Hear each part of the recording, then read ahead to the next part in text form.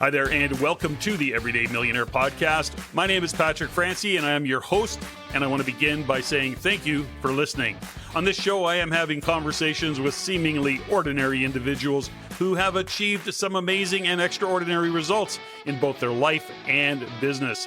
My intention is to inspire and help you learn and grow by having my guests share their journey of how they face and overcome their challenges, but also how they celebrate their many wins. And now, let's get on with this show and have a conversation with today's guest.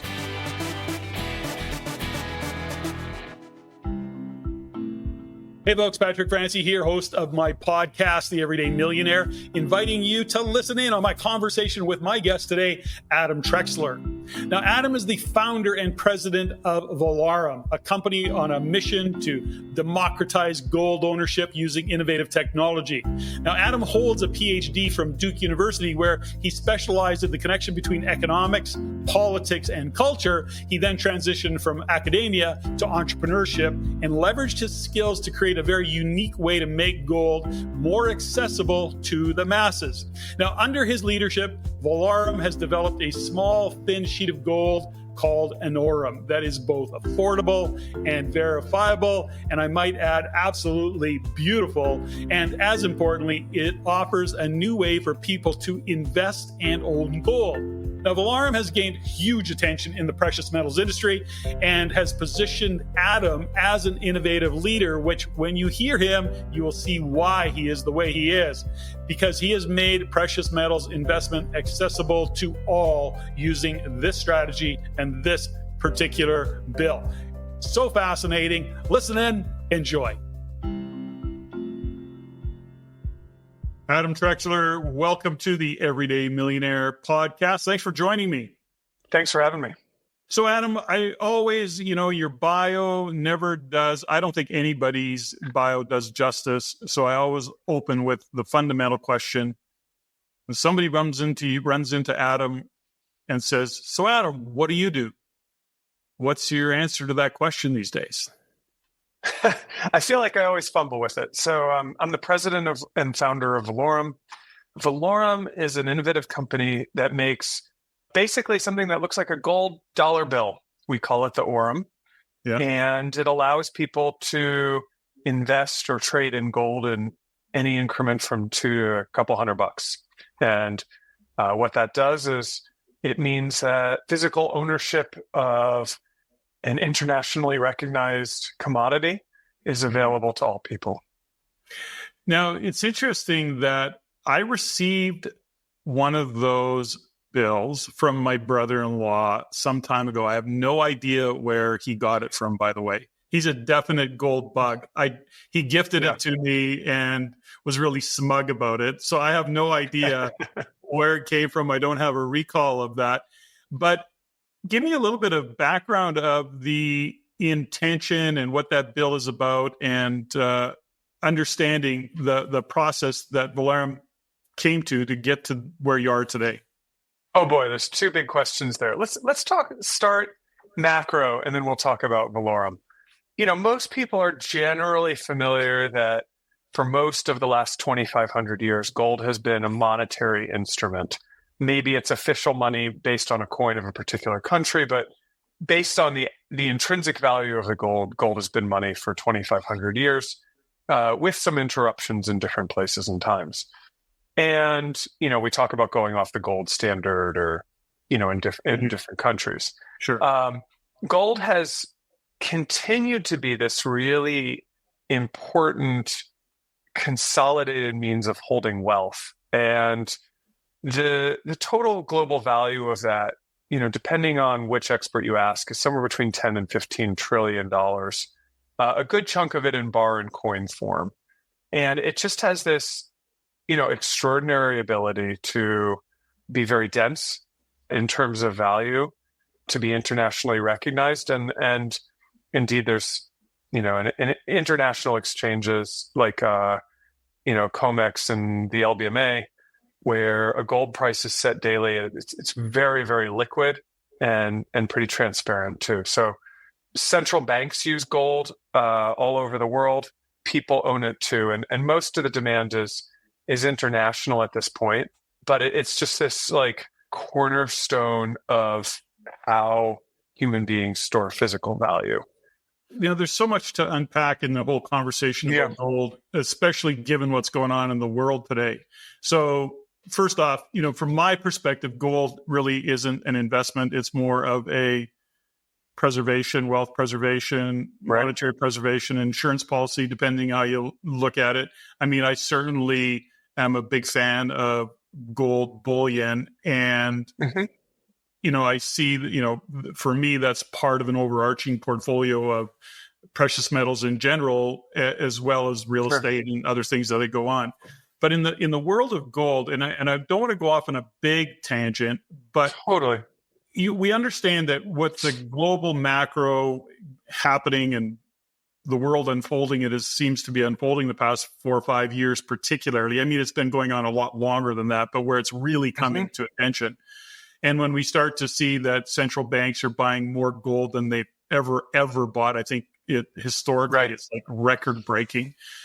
Was that something that you started to see a gap in? And that's where you started getting into the process of, okay, well, given where the US dollar might go, or the risk of that, or the fact that we want to be able to travel with gold as a currency, like, can you give me a little bit of insight into what the gap was that you saw that you wanted to fill?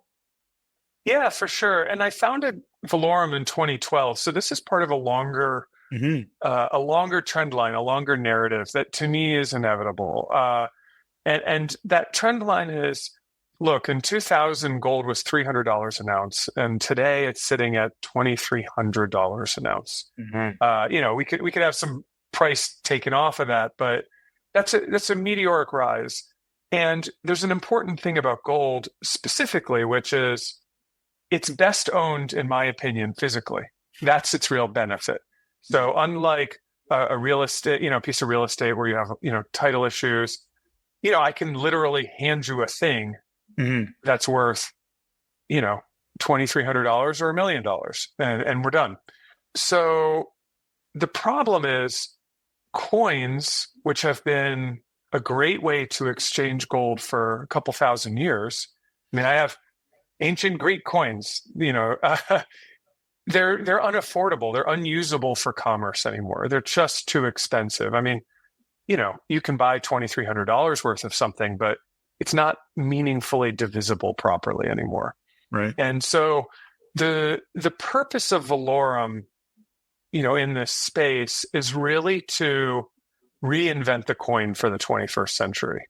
So, in the time of, the Roman emperors, in the time of Shakespeare, even in the 1800s, you would have used coins to affect commerce and move international trade, et cetera, et cetera.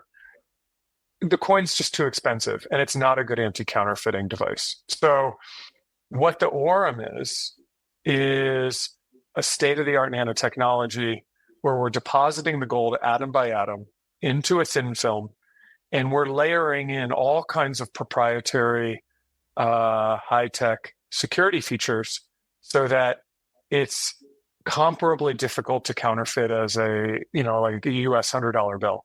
That is a much, much higher standard than most of your coinage of the world, which a foreign knockoff mint can just fake. So there's almost no person-to-person trade of gold anymore, largely because of those denomination problems and counterfeiting feature problems. And it's really a 20-year-old problem. The big part of that, though, is that it's a $1 trillion problem. So there's this huge breakdown of trust in gold, even as the gold need has expanded exponentially globally. Why is that? We could talk about the geopolitics of that more. I mean, I think there's interesting things happening to the dollar. I think there's interesting things happening globally. I think more countries are coming on the scene, and they want, I think a lot of people and a lot of institutions want a standard of value that's not tied to the risk of a particular government's policy. Sure. That's not to say the dollar's falling apart, although I think it may have some problems. It's to say they want, people want something that doesn't have that kind of governmental counterparty risk. And that's just a fact. Most of the gold is going out of the U.S. So we're having a big, big gold movement to China right now, both institutionally and privately. People are just absolutely buying gold for store value. And that's just a fact. And that would be, I guess, considered some part of a flight to safety, which gold being, that thought process of flight to safety. For our listeners who maybe aren't, I'm enough of a gold bug probably to get myself in trouble in terms of what I know and what I understand. I have studied a lot around gold. Had E.B. Tucker on the show, and I've read his books, and I've listened. I've really engaged into the past few years. But for listeners, when we think about gold, I mean, can we break it down a couple things around? You can put a portion of a gold coin in your pocket, and that works. Hard to transact. So hard to walk into a retail environment and say, here's a chunk of gold. Can I, buy a cup of coffee? That's pretty tough to do. So, is it functional? Right. Having said that, I can put a couple of gold maple leafs in my pocket. I can go to another country and I exchange that gold for whatever their currency is, and I would get that rate based on the rate for gold based on their currency. That's all fair statement? All pretty good so far. Yeah. Pretty straightforward. So it's a way to, if I walked in there with Canadian dollars or even US dollars into another country, they may look at me a little bit sideways. They may not give me a fair exchange, but if I can get someplace that they'll exchange gold, I'll get their dollars in, and based on what the price of gold is. And in some countries that is higher than in, let's say, in North America / Canada or the US. Fair statement? That's all fair. And I think that Americans in particular have had this extraordinary good fortune or grace to live in a regime that's been the world reserve currency for, the past, 50, 60 years. And it's been an extraordinary economic boon. And it's meant that we don't have to worry about day-to-day, currency risk in the same way that billions and billions of people do. Most people in the world are thinking about a couple different currencies and relative values. And that's just very common. And it's not new. It's something that's kind of always been there. People have been transacting in multiple currencies or even thinking about different gold coins for hundreds and hundreds of years. Sure. It just so happens that gold has a really good track record. And if you're thinking about not, how do I pay my rent, but how do I save for retirement or, not have my money in the local bank denomination, boy, gold is a great tool for that. And the international economy is voting with its feet. And, I don't want to get into, is gold always permanently the money? That's to me where we get into an interesting historical argument, but one that I think is debatable. What I don't think is debatable is that gold, there's an incredible global demand for gold for good economic reasons. It's an economic tool, a good monetary tool. So you took the basis of gold, what it is, what it stands for. You then really got into technology and you said, okay, well, why don't we make this more practical or more functional? Is that kind of how you would position that? And then that's part one. And part two is when you have what is your vision for the use of that particular bill? Is it for transaction? Like here's this, and it's a $20 value of gold embedded. Yeah. Here's verification, whatever. We can talk about that. I want to talk about that. Is that kind of the end game in all this, Adam? Well, what I would say is, I'd say a couple different things. I think that the core thing is people need tools to store wealth in a dense physical way. Mm-hmm. That entire market is a multi-trillion-dollar market. There hasn't been a ton of innovation in it, and we want to have the best products in the world for that function. It's really a product thing, but it's also this sort of monetary problem, and it's like too big for most companies to even tackle or think about, and that's what fascinated me about it. The end game, I think, is that people will store significant amounts of their wealth in this form, but that also they can spend it whenever they like in the increments they like. If I have a piece of if I have my single family home and I lose my job and I want, $10,000 to float me for the next however many months, that's very difficult to do unless I do this huge big refinance. But if I can spend it or get back $50, $100, $200, $2,000 at a time at my choice, that's really the ideal thing that everybody wants at every economic level. And there's nothing the exciting thing here is that we're bringing gold back to 90% of the world's population, so that a farmer in Ethiopia, a factory worker in China, anybody, a barista in America, all of them can own gold. And people are very excited about that. And it's a really necessary step. The other piece is, you asked about exchange. There's really exciting things going on about that. We've made legal tender at this point for six countries. Mm-hmm. So this is money when approved by a country, and we make currency. The other thing to say is there's like a grassroots movement in the US with another company not connected to us that's setting up networks where people can voluntarily pay for gold, use gold to pay for things like groceries or going to a restaurant or buying insurance or kind of anything you can think of. So there's a real hunger for that globally and even in the US. And I think that's awesome. Is the US one of the countries that's given it a green stamp? Stamp of approval? We have not made legal tender in the United States. Okay. There are some states in the US that have legal tender laws around taxation. But yeah, mostly, let me think, Ghana, Tanzania, Cook Islands, Niue, several others, and we have a bunch more that we expect to announce this year. But to go from a rank invention to a legal tender, I think is a tremendous milestone for any invention, particularly a monetary one. I love that aspect of it. And before we get into and going on to the story of how it kind of came to be, I think it's, really what I'm trying to do is create a foundation, a base for the understanding of gold for this particular audience, given that we talk about wealth preservation, we look at what's going on global macro.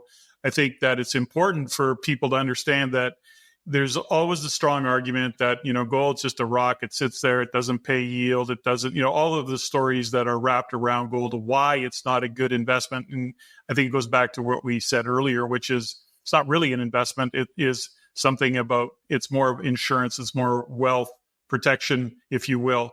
There's a story, and I'm sure you're very familiar with it, back in the 30s, if you had an ounce of gold, it would buy you a meal, a suit, and a room for the night. And, now this many years later, 60 or whatever years later, it does the same thing. You can still buy a really great suit, great night out on the town, including a room. So, that's the part of the store of value. And, when we look at having money in the bank, as much as people talk about liquidity and staying liquid, yes, I agree, cash is great. But there is something to be said for why would you sit in cash given what's happening in the world around inflation? So that would be part of my narrative around a reason to own some portion of a portfolio that had gold. Would you add? Well, how would you add to that, Adam? I think that's generally right. I think that, I love that suit discussion because it shows basically what's happened to the dollar. Mm-hmm. But what I would say is, look, gold has outperformed the dollar over the last, 24 years or so. Yeah. And in other places, even more so. We're working in a country right now that has 45% inflation and trying to bring it to that country.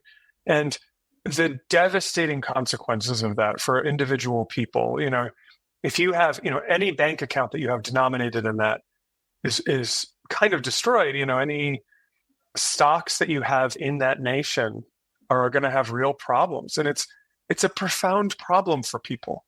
And how do you, the world, I think, to a lot of people right now feels very uncertain. Globally, it just feels like there's more risk than there has been.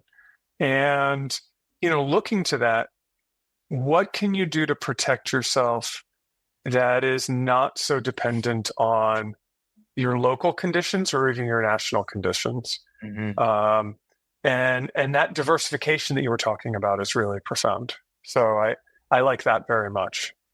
Let's talk a little bit about the journey to get to where you are, where the idea came to you going, what can we do? Why don't we do this? Like, I mean, what is your background that you would actually have this idea and this thought process? Because I met you, and I can't remember the name of the show that we were at in Vancouver, or it was the first time Vancouver Resource Investment Conference. Yeah, Vancouver Resource Investment, and it was great. I enjoyed it, but I was really intrigued. Number one, with the innovation. Number two, the look of the bill. The fact that I had received one as a gift from my brother-in-law was kind of, funny in terms of, oh, okay, can I get some of these now? Anyways, the long story is that I was really kind of intrigued by all of it, and I love conceptually what you're doing. But how did you get there? Like, how did we get from where you were to where you are today? What was the idea? What was the background?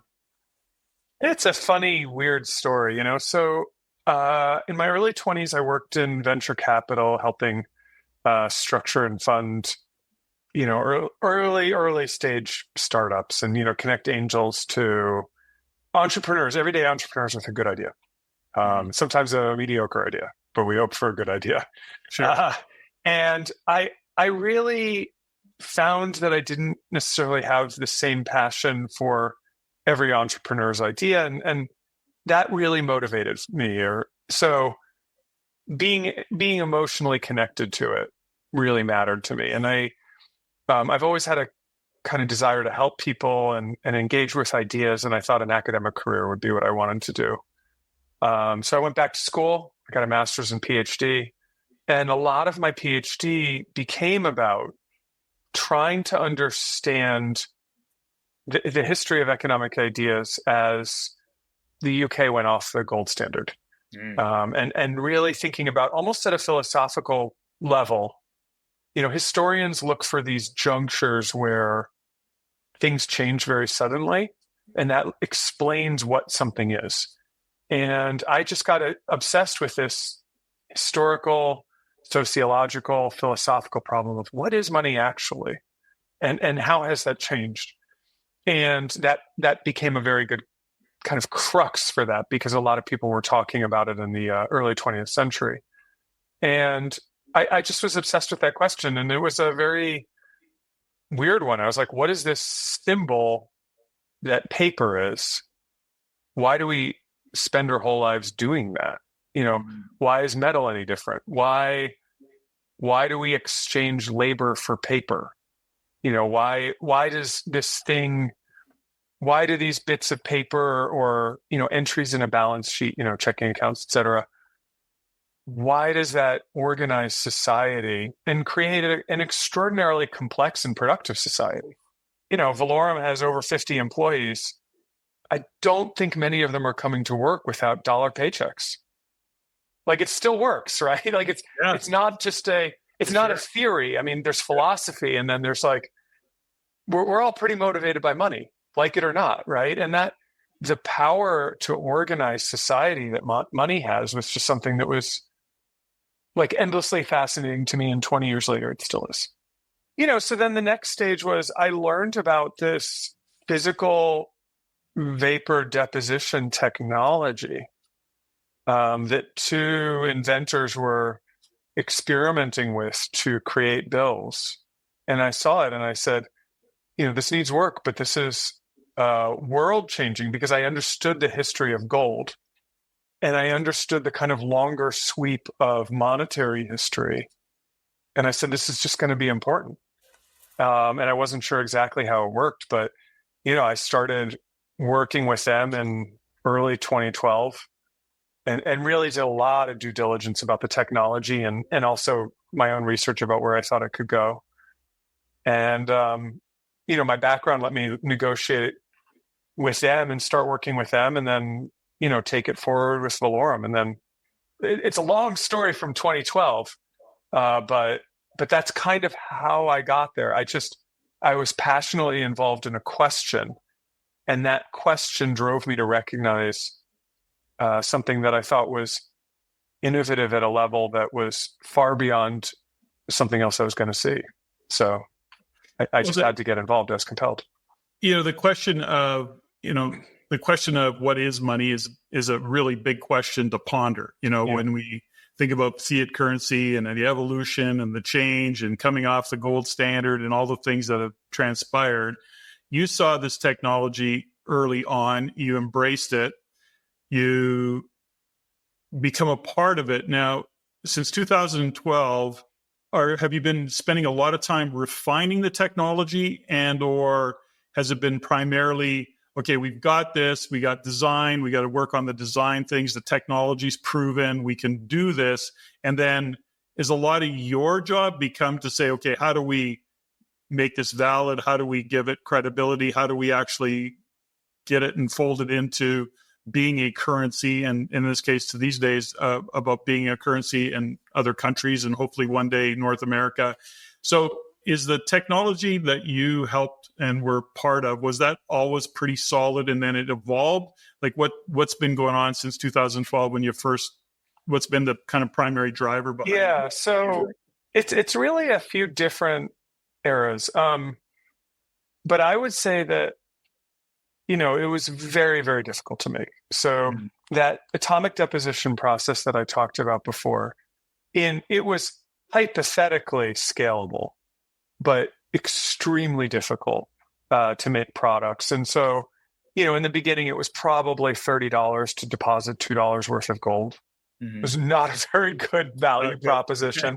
And, I would say for the first 8 or 9 years, we worked and has, cut the production cost of that in half every year. And it was all through hard work, developing trade secrets, developing processes. It was brutal. I mean, I'm based in Portland, Oregon. Just down the road is Intel with, their, one of their biggest facilities. And we get a lot of technicians from Intel. They use a similar physical vapor deposition process when they're making microchips. But they'll make a $10 million slab of chips, and they don't really care versus the gold cost what they're depositing.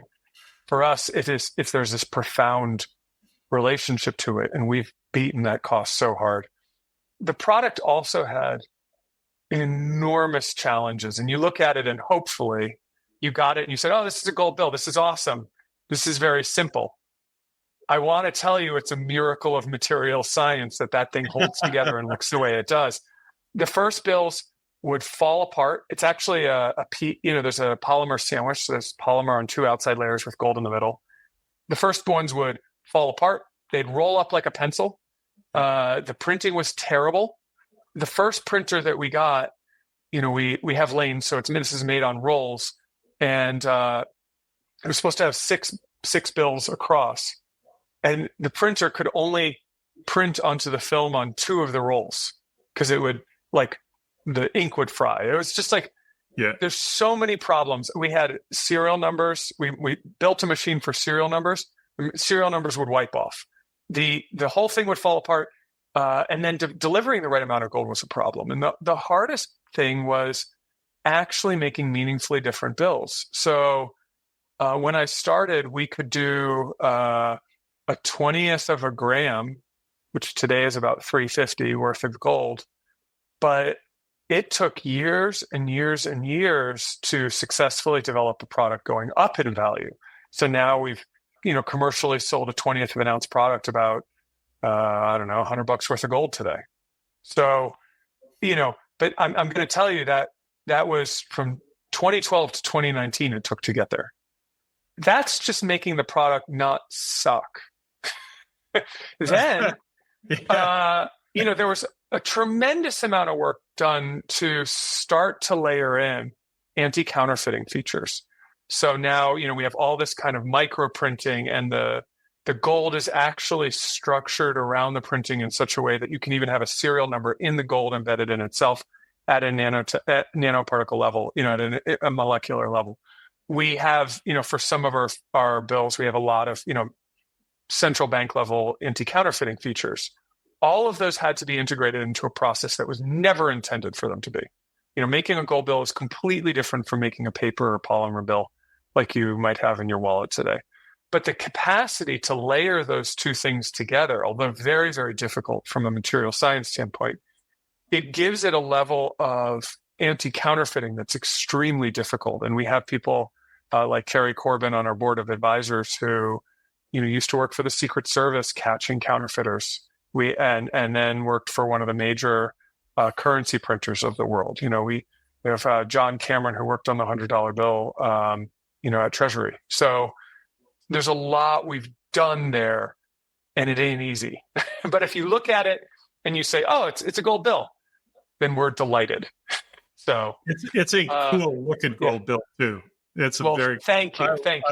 Do you happen to have one on your desk? Is there one that you can hold up to the? Do you happen to have one? Yeah, I got a bunch on my desk. Okay. Here's 50 milligrams. Like I said, this was the easiest for us to make, but come tremendously in terms of design and anti-counterfeit features. That's a cool looking product right there. Yeah, and you can have these, and now you can send one. Don't do it. You can send one through the washing machine. And I have one board member who has incredibly meaty hands, and he loves to yank on the bill and show that it won't break. It's a really durable product. It's a good product. Anything physical you can destroy, but it has a lot of integrity, and it took years and years to get there.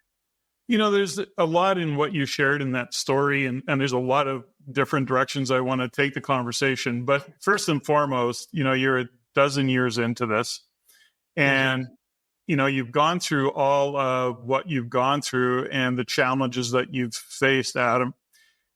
When you look and think back in terms of, maybe initially when you met the guys who kind of had the technology and were doing what they were doing, and you saw it, you linked hard to a vision. You connected hard to whatever that vision might be. And, in spite of the challenges that you face and at some degree continue to face, the tenacity to continue and to carry on and go forward. And I'm sure investors you're answering to and all the rest of it, that's a lot of pressure.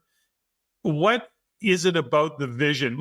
Give me some insights into what keeps you going. Why haven't you thrown in the towel? Why are you still going, no, this is...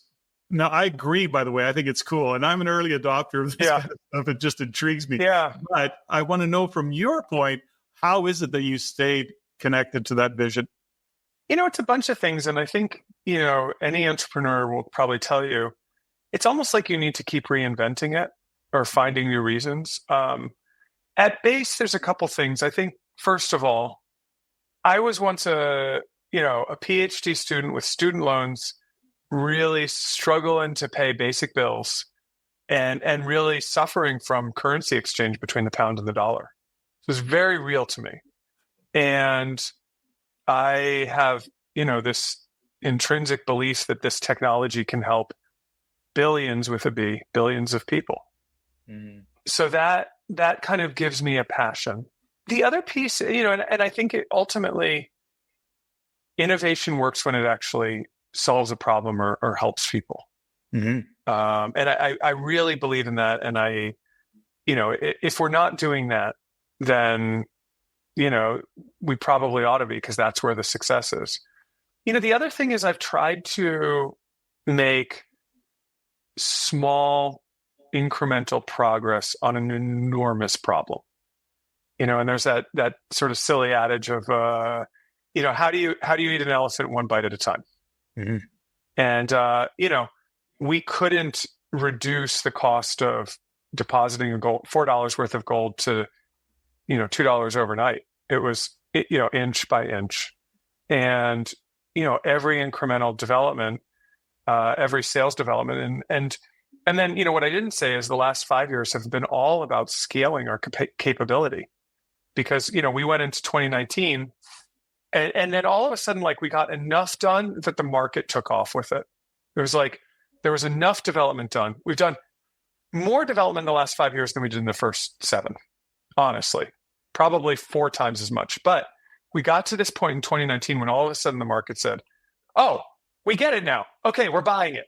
And we doubled our capacity again and again and again, very, very quickly. But it was very hard for this nanotechnology product. And, we saw that the market was there, and we kept going, throwing fuel on the fire. But building custom machines that have to be engineered is not the same as, replicating software. So that side has been very difficult, but very exciting. It's like, if you're doing something and you're winning, that's super motivating. But you still have to keep doing it. We're at the infancy of the vision. I keep saying, last year we proved the concept. I've been saying that for 11 years. For the last 5, I think we've doubled every year for the last 5 years. And I keep saying, hey, we proved it last year. But, we just have to keep growing and realizing on that vision. And we're nowhere near where I want to be. So that's exciting. And sometimes there's dips too. So, yeah, well, it is exciting. And then when you're not winning, of course, you've got to convince everybody, including yourself, that there's going to be an inevitable win. And that is the entrepreneurial spirit, I think, that, really takes to, and especially this is such a big vision and, really compelling of why you're doing it. But when you look at who is your client today, Adam? So if, somebody's buying, tens of thousands, tens of millions, whatever it is, who's your client right now? Is it strictly kind of business to country? Is it business to retail, B2C, C2C, or B2C, B2B? What is it? What is the model?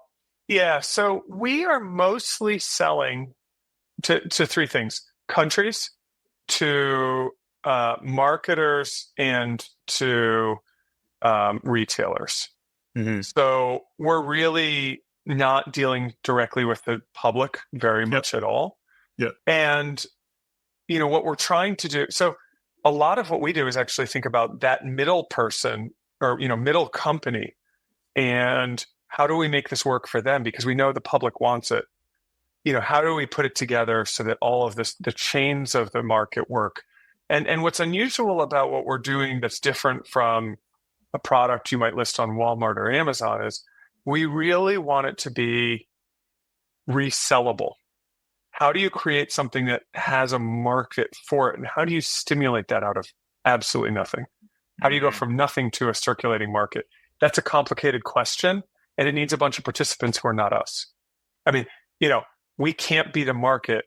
That's not a true market. So how do you put that together? How do you involve different players who are established but used to doing something very different? It's an interesting problem. I feel like we're setting up or like rebuilding an economic society or something, but it's kind of fun. So I want to go back a little bit to something you said earlier that, often I have my guests on the show and I think about their journey and I think about how they got there. You're a young man contemplating monetary policy or the money system, fiat currency, whatever you're contemplating. I mean, those are pretty big contemplations for a young man. And I'm curious, when you look at your journey to even decide going back to university, get your PhD, what you're going to study, and then being, ultimately, you're a very serious entrepreneur. I mean, to have the tenacity and the stick-to-itiveness and the background that you had. Now, the question I often ask of my guests is it nature or is it nurture? Was this did you first have an entrepreneurial accident, or really were your parents going, no, we're business owners, you need to be a business owner? Like, where did you get the drive initially, that spark that said, I want to be an entrepreneur, I'm going to take this on? Boy, I don't know that I have a great answer for that. I mean, my dad owned several businesses and had really seen entrepreneurship work and not work for him. I both saw him have a lot of money and really be broke a few cycles. And those downs were very tough to live through as a family. Mm-hmm. I think feeling that kind of, without wanting to get into a ton of detail, like, for those of your listeners, like having a family really not have enough money and experiencing that, or not having a kind of straight line income for all time. And I think that's more common than not, but it was very, very felt in my family. I think I've always had a bit of a competitive streak. I was a swimmer. I kind of like that, but I've also always been driven by curiosity and big ideas, and just wanted to understand them or think about them. And so I would say that it's my curiosity and then some bloody-mindedness that's kind of carried me through. And there's been a lot of bloody-mindedness because there's been a lot of hard parts as you mentioned. So I don't know if that answers it or not, but sure. I mean, I know that sometimes we don't necessarily take the time to reflect and say, what was the journey to get here? But, when you look at what you've endured in even this particular project over the past dozen years, the challenges that you've faced, the things that you've had to do to, lead a team, build a team, to, get out there and convince investors and or keep people engaged. I mean, those are a lot of talents, that have to come. Now, I get that you probably did a great job of delegating and surrounding yourself with the right people. And, just in the context of building that business and, lessons learned along the way, when you consider the intellectual part of you, the competitive part of you, you look at, the kind of fundamental understanding of economics, the study of money. Then there's the practical part, that you also were responsible for driving the execution of the business, you're moving things forward. Now, along the way, we like to be, and we need to be as entrepreneurs and business owners, we need to be good at a lot of things, but we can't be great at everything. When did you kind of go on the journey of going, okay, this is what I'm great at, this is who I need to put in place? Were you pretty instrumental, or were you of that thought process of how do I delegate to people that are smarter than me in any given area? I would say so. I think the real joy of this journey for me is I had a high level of confidence that nobody knew how to do this. So if I was the first one, nobody could be worse than me. But having said that, Valaurum has been rich in one way, it's the people. And I couldn't afford hardly anybody for the first 6 or 7 years, is the truth. It was a very small company. But the first thing I did is I built a really extraordinary board of advisors that was far bigger, far better than anything the company had any right to be. And we got there by trying to meet really wicked smart people with incredible CVs and saying, hey, this is what I'm doing. Would you be a part of it? Would you be a part of it, not for stock, but maybe for maybe not for cash, but maybe for some stock? Would you just lend me your attention, and I'd try not to annoy them with my questions? And I got so much wisdom from that. Unbelievable. And it continues to this day. We have an incredible board of advisors that's gotten better and better and deeper and deeper. And we've just been helped by extraordinarily talented people. And then as we got more money and as we got scale to have more money, when you're selling 5,000 bills a month because that's all you can make, it's really hard to have a meaningful revenue. But as we started to get scale, and I'm going to tell you, those 500 bills in a month, that was really hard. It was really hard to sell them. It was even harder to make them. Now we can probably do 1 million bills in a month. In some ways, the 5,000 were tougher. And, because there's no process behind it.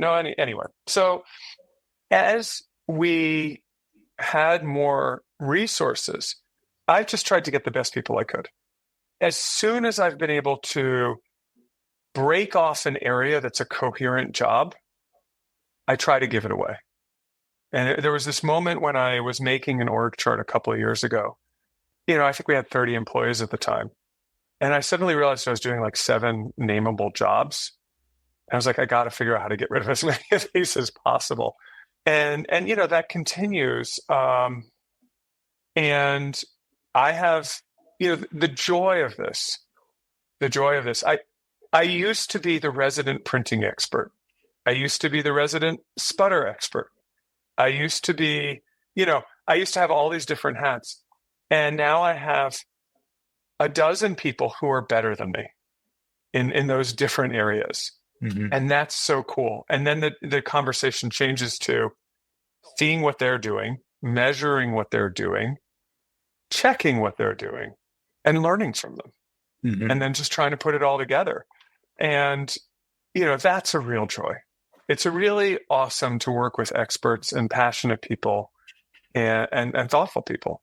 What I try to do is sit back and, to the best of my ability, think about like, what's the next step?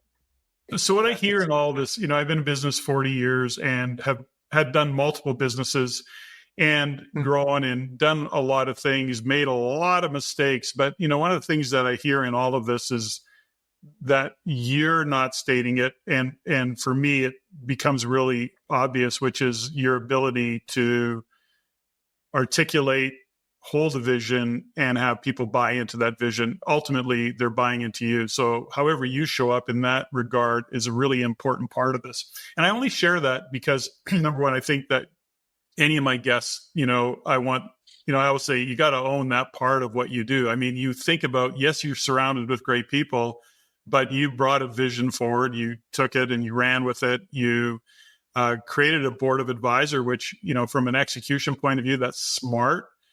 But then you still have to be able to pull it off. You still have to be able to do that.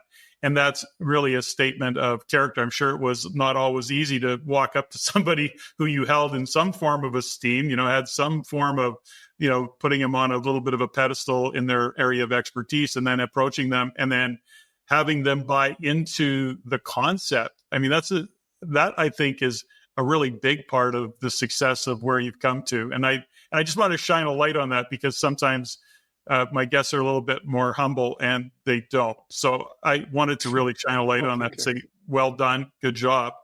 When you look at the vision today, aside from the execution of, being able to, develop and create this particular product and get it out on a bigger scale, do you have a vision? Are you connected to, I know that you're connected to how you want to have an impact on the world, but do you look at it and go, this is a $1 billion company one day? Do you have those kind of things in mind when you're looking at developing the product? Yes, I do. And I'm not going to say the number, but my ultimate dream is that the value of the company is denominated not in dollars, but in Aurum. Sure. And I want you to think about what that would have to mean. That's where I'm headed. Cool. I love that. That's again, get big visions. So when you look at what you're doing right now, so part of, I guess, joining me as a guest on a podcast and, getting the message out there, are you anticipating, for example, that retail environment? Are you looking for distributors? Somebody that's listening to this go, oh gosh, I wonder how I could get my hands on a bill. I've got this particular business. This would fit with what I'm doing. Or are you holding that space for gold dealers or precious metal dealers? Like where's that kind of part of the business model? Yeah, some of both. So we're always interested in new ideas, new retailers. We have a pretty good distributor network right now. I think a lot of it is about spreading the word, and there, anybody, whether it's your pocket money or a business or an international distribution mechanism, can get involved in this. And what's interesting is we have grown. Like I said, we've doubled each of the last 5 years, and I still feel like nobody knows about us because the space is so big. And so, a lot of it is educational and getting the word out. And every time I have a conversation, I learn something. So I'm always looking to have a thoughtful conversation. Now, are you planning on owning a mine one day? Is that part of the vision? So you're your own supplier, or what? Maybe. The interesting thing about gold is that I love is it's an element. Yeah, in its fundamental form. So it's not particularly made. It's not like diamonds. There's a finite supply, but it's basically this gold is the same as that gold. We work with some of the biggest refineries in the world that have, good traceability of where the gold comes from. A really significant portion of it is recycled. maybe we'll have a mine. Having supply chain has been super important for what we're doing. Both gold and, frankly, machinery has been really complicated over the last few years, although it's gotten a little better. I think it'd be pretty interesting to have a recycling center, and I think there's going to be more of that. The U.S. is underdeveloped in terms of its gold recycling infrastructure, although it feels to some people like we have got those, sell your gold here signs all over the place, particularly in pawn shops and things. It's still really underdeveloped, and gold is probably, I don't have a good statistic on this, I'm going to throw that out there, it's probably the most recycled material in the world by volume, because it's one of the most valuable. So I think there's more to be done there, but we'll do whatever we have to do to assure a steady supply. And ultimately our real supply is the trillions and trillions of dollars worth of gold that are stored in safe deposits, banks, vaults, and under people's mattresses. And we're going to convert that to the Aurum.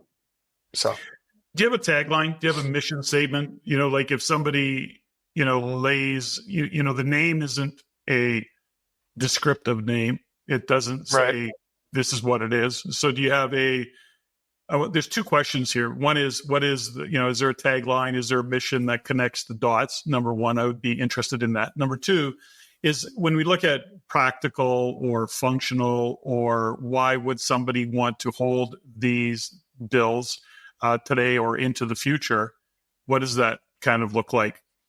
I think there's three questions there. So our tagline is second and third. That's my pattern, by the way. It's 1A, 1B. Yeah. Bad host. Go ahead. No. I tend to think in, sub point A through F. So that's great. I would say our tagline is wealth in hand. So if you think about that, what does it mean to have wealth in hand? There's any level of wealth. How do I hold that in my hand? I think our mission is democratizing gold ownership. Love that. So gold has been consolidated. We want to make it available to everybody in a universal form. And right now, the most popular physical monetary product is the $100 bill. It circulates all over the world, and it still devalues every year. Yes. So we want to be an alternative to other monetary forms, and we want to democratize gold ownership so that's available to everybody. What was two? If I owned it today, what is my reason to own it? I want to say that we have like 1,000 different products, literally. But I think the core reason is that you can buy $10, $100, $1,000. We have people investing $100,000 up to $1 million in this form. And it's in a practical use. So you can have, this gold instrument that you can liquidate in any way that you want. And that I haven't met a billionaire yet that throws away $100 bills. So have it in the right form. And, we think we're making the best form of gold on the market today. And, we're challenging 2,500 years of history for that. And the product's going to keep getting better.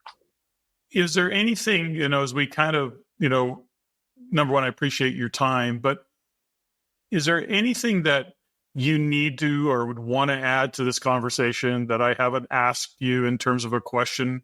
Like, I want to make sure that people really get the most out of this time that you've spent with us. I love this concept. Like I said, I'm a big fan, number one, of early adopter. I love the thought process of the technology that you've laid out.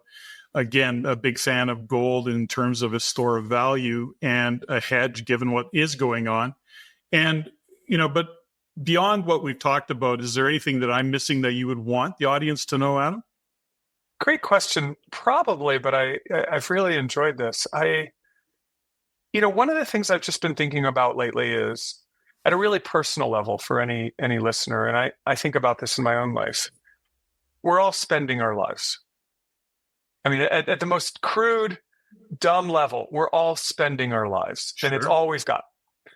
And as we do that, we make these trades.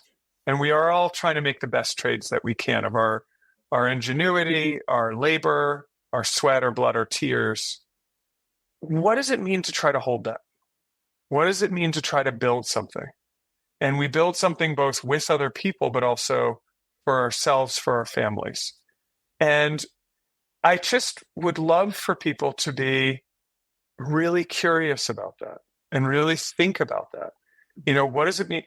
Is what I'm doing what I want for the public, for myself, for 10, 20, 50, 100 years down the road? Mm-hmm. And, what I'm trying to do is create something that I could give my daughter and I would have real confidence, meaningful confidence that it's of value. And it's, the Aurum is not the only thing I do about that. A lot of it is about investing in her education or about how to, how I think she might want to live to be happier. I work and I pay people in dollars. I'm not saying it's only the Aurum, but what is value and how do we keep it? Those are my questions I'd like to leave people with. Beautiful. Can you share with me how you came to the name? Yeah, sure. So it's kind of funny. So the Aurum is based on the Latin for gold, but it was a coherent product name. And actually, Aurum, that technological stack of the Aurum, it can be applied to silver, platinum, copper. We've made bills in all of those forms. So Aurum comes from that, and that's our trademark for the product or the kind of technology stack that makes that product. Valaurum, I was in the midst of negotiating a worldwide exclusive license and didn't have a product name. And one of the inventors, didn't have a company name, and I had to form the company. And I was so, and so we talked about what if it's valuing the Aurum, and that's where Valaurum came from. And we knew that it would be trademarkable because it was a wholly invented name. So that's how we came up with Valaurum. I love it. And I'm glad that I asked you the explanation of it because it's a great story. So as we wind the show down and let you get on your way, there's always just some quick questions, some what we would call rapid fire that are never quite rapid, but we ask them anyways just to have some fun. And, Sure. Really easy questions, Android or Apple? I used to be Android. I'm now Apple. I love the customization and process of Android. Yeah. I'm trying not to think about my phone. Very good. I used to be Android and I went to Apple, and so anyways, I'm converted. So I have other tech problems I'm trying to solve today. Good for you. Do you have a favorite song, a favorite band, music-wise? Are you a music guy? What do you listen to? Oh, so much. I grew up on the Cure and Depeche Mode. No? Still like it. Yeah, very good. Favorite movie? I don't think I've got one of those either. The one that pops into my head is a really obscure black and white 26-minute movie called Hiroshima Mon Amour. Okay. It's about nuclear holocaust. Okay, given your story, joyful. Yeah. Given your story, I'm not surprised by obscure movies. And actually, almost, okay, not surprised at all. That's awesome. Yeah. Okay, so your room, your desk, or your car, what do you clean first? My car's a mess, so I'm going to say room. Oh, there you go. Okay, and favorite swear word? I'm not saying it here. Okay. Is it fuck? Because that's probably the most popular one. Yeah. There's a couple of those dropped when we have a roll of 16,000 bills that are all have to be recycled. Listen, I ask the question because I get such a variation of answers. The F-bomb is probably the most popular, but I also have guests that go, yeah, no, I don't swear. I go, what? How's that possible? Anyways, I think it's fine to swear. I try not to swear at people. That's my line. There you go. Now, you know something? I think that's the first time somebody's made that suggestion / observation. I like that one. Very good. I had a car accident yesterday, and it was his fault, and it was because he blew a stop sign and broadsided me. Good news is that we weren't going fast enough that I was hurt or he was hurt, although my vehicle's probably written off. And to my own credit, I did not swear at him. I didn't even get pissed off. I was just like, okay, it is what it is. Anyways, that's just a random observation of my own actions yesterday as I get a little annoyed with the bureaucracy that I now have to go through on the insurance side of things. But that's a whole different conversation. If God exists, what do you want to hear when you get to the gates? I guess welcome home. There you go. Love it. And final question, Adam, what are you grateful for today? So much. I spend a lot of time thinking about that. I'm grateful for my daughter. I'm grateful, coming out of this conversation, I'm really grateful every day for the chance to do something that feels creative and matters to me. Mm-hmm. And I'm grateful for, all the people that have come along with me. And I'm grateful to get to do something where I still learn every single day. That's so great. I am definitely grateful to have had the opportunity to speak with you. And, I don't think I've ever done this before. Some Cole's notes, only because of where I'm at in the space, is that, my observation, I use some phrases that are really up for me right now, which is clarity equals velocity. And that high performance is a result of low tolerance. And when we live a life that is aligned with our values and our vocation is part of that, we use that cliche of when your vocation is your vacation, you never really work another day in your life. And ultimately, that doesn't mean you don't work hard. It means that the work you're doing is meaningful to you, given what you're doing. And in all of that, what I see in what you, Adam, have done and your team and the path that you're on and the mission that you're on to make a difference in the world is very aligned with who you are. And I'm grateful for what I took away in this particular conversation today. So I want to say thank you for that. Like you, I'm very grateful for my adult daughter and grandchildren and my significant other, my wife, Stephanie.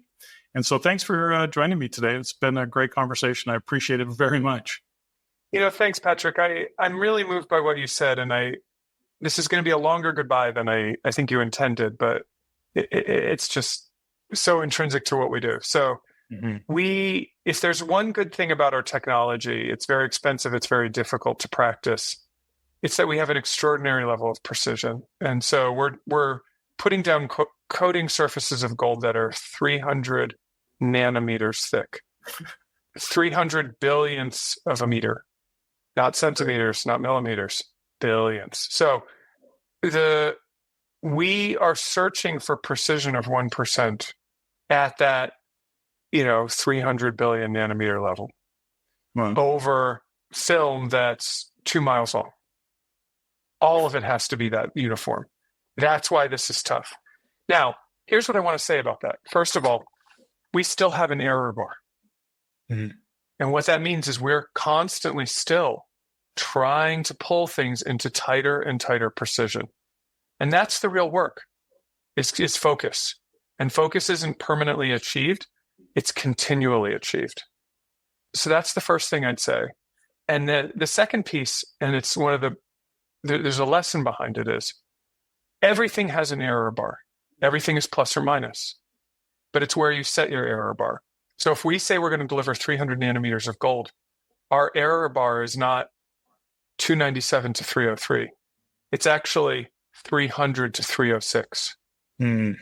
So every error, we set it to hurt us so that we always, always, always deliver the gold.